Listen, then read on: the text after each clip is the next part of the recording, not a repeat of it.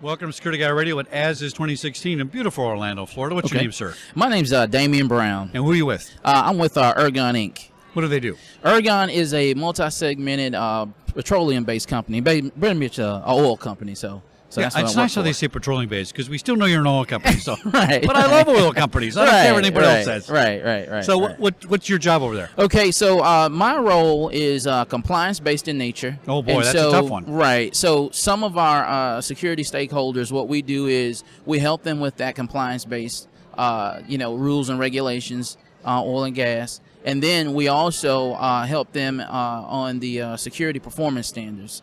So, and basically what that is just we help them out with navigating through CCTV camera systems, contracted guard services, access control. So we help them with that. And then we also do some grant writing and some grant funding. So we help them secure some grant money that the Department of Homeland Security and FEMA hand out to oil and gas. Now, these year. your internal clients or your external clients? Our internal clients. So because you have a lot of oil rigs and different things all over the world, and they kind of function as separate business units? Right, exactly. Okay. Exactly.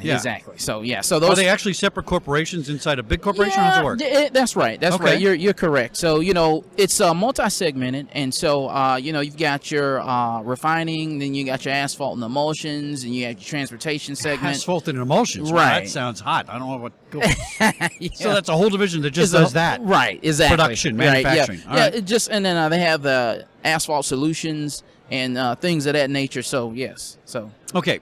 So you have a big role here in that you have to learn what the compliance standards are for all those vertical markets in the different physical markets geographically. Right. That's got to be a lot of data. Right. Yeah, it's a lot of data. One of the things that we like to do, or one of the things that we do a lot of interfacing with the Department of Homeland Security, and many people don't know that here recently the United States Coast Guard is under the Department of Homeland Security. Yeah, it used to be Treasury, I think, back in the day. Yeah. Right. So now they're under those guys, and so those guys are the ones that enforce a lot of the rules and regulations upon the navigable waterways. And so our stakeholders who are under those Maritime Transportation and Security Act rules and regulations under 33 CFR Part 105, we help them, just become compliant. They are required to do drills and exercises. They have to have an annual audit, and the Coast Guard comes up for spot inspections, and so we help them through that process. Now, I worked in marine security, and I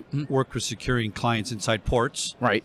And they own that space, too. And I forgot, you're a chief security officer, you're a chief port officer, CFOs, and all right. Is there something equivalent in your field? What the reg calls them, they call them physical security officers. Yeah. You got vessel security officers, and then you got company security officers. And those guys are our points of contact in that facility, and we help them through that. Right. And then we also, the government requires those guys to have a plan. The plan comes up for a 5-year renewal, so we help them with that process. There's a vulnerability assessment that's involved. Yeah, it's a lot of work. Yeah, there's a submission to the United States Coast Guard, and the reviewer there at the Coast Guard, goes through the plan, reviews it. They have questions. We help our stakeholders on behalf of them. We help them go through that process and get those plans approved. Those plans are approved for a 5-year period. So, we've kind of got all of them, some of them onesies and twosies, but the majority of those guys, they come up for renewal on the same cycle, every year. And the Coast Guard's really good to work with. I really like overall, yes, sir. Overall. And I remember in the port, it was driven by, there's not one security plan. Right. If there's 50 people in the port, there could be 50 security plans that are not driven by money necessarily. So if I can't afford, the infrared reader, I got to do what I can do, and they work with you on that part. Yeah, they work. Yes. Which is good. In other words, their objective is let's make us safe. Let's not make us beholden to us, the Coast Guard. Right. And you know what?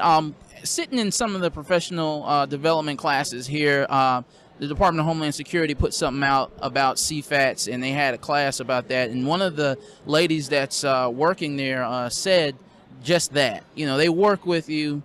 They look at your facility. It's not a one-size-fits-all. Exactly. It's not cookie-cutter. What they do is they come out there, they work with you, and what you have and all of everybody's agreed to in those plans, that's what they hold you to. Yeah. And so they work with you. And that's They fair. really do. That's they good. really, that's fair. It's now, fair. how do you personally keep track of all this stuff? Well, let me ask you this question first. How many do you keep track of? Well, we have that are MITSA regulated facilities. There's 14 of those. Okay. And what we do is we just have internal systems and policies and things and programs that we use in order to track those guys, whether it be spreadsheets, whether it be monthly teleconferences and web conferences. One of the good things that we do to track those things is, just outreach, going to various area maritime security committee meetings that's held by the captain of the port quarterly. And what we also do is, again, a lot of the things that the Department of Homeland Security would put out as far as, teleconferences, as far as web conferences, we just make sure we participate in those things. You got to participate, yeah. And disseminate that back to our stakeholders. Now, in the energy field, it tends to be more a buy-in to security compliance. It's so critical because of being part of the infrastructure in the United States. Yes. It's kind of a serious nature. It's not the same as, my shopping cart went past the line at Gemco and I can't get, so people pay more attention to it. Right. But do you still run into any kind of resistance, from the guy that runs the joint because he's just like too busy, doesn't want to do it. And really, it's just like network security, right? Yeah. Security is not my job. It's your job. Right. And you're over here bugging me. And I know I'm going to do it, but my job is to make sure that we get the oil out of the ground. Right. Really, right? Yeah, that's it. So you got to how do you get through the cultural barriers? Oh, man. And how do you sell to your internal clients? That's always a challenge. It's always a challenge. And, some of the best things that I found that worked for me are, number one, you got to understand the culture of the company. And the individual departments. Right. The third thing is that you have to understand the culture of the person that you're communicating with. And these are facility managers who their sole purpose is commerce. And, we're here to help them be compliant and help them achieve commerce. So what we have to actually do is not necessarily put our compliance hat on, but we have to put a businessman's mentality, into the compliance component. So we're really, I don't know, my supervisor likes to say it a lot. He says we're really businessmen that work security, not the other way around. I've never heard it said that way. And so what you have to do is you have to pay close attention to the fact that at the end of the day, we're here to make money. We're here to help them, make money. And so, that's some of the ways that we, kind of attack or kind of go after and get, those guys to kind of listen to us, or those guys That's to a help great us way out. to say it. Now let's talk about grant money. Sure. You say there's a lot of money out there. Yeah. And you apparently know how to get it. Yeah, somewhat. Is it easier to get inside the energy sector? But I mean, you're saying it's available to all kinds of different businesses. Well, the grants that you have, if you Homeland Security stuff. Yes, we'll talk about Homeland Security and FEMA. And each year, Congress allocates that money, and it's in a grant packet. And so you look at that grant packet, and then you go through and you look at what's historically been given, and then you also look at what's coming up in the future on the other fiscal years. And so basically, what you do is you sit there and you look at the components, you look at your projects, you look at what you want to accomplish, and then if it's an allowable cost, you go after that. You think there's money sitting on the table people don't come after? Yes, there's a lot of money that people have, and what I would say is that a lot of people are kind of leery about taking those federal dollars. Oh. One of the things that I'd say is, if you keep your records, if you go by the standards, if you prepare yourself for maybe a third-party audit when they come in, you'll be good.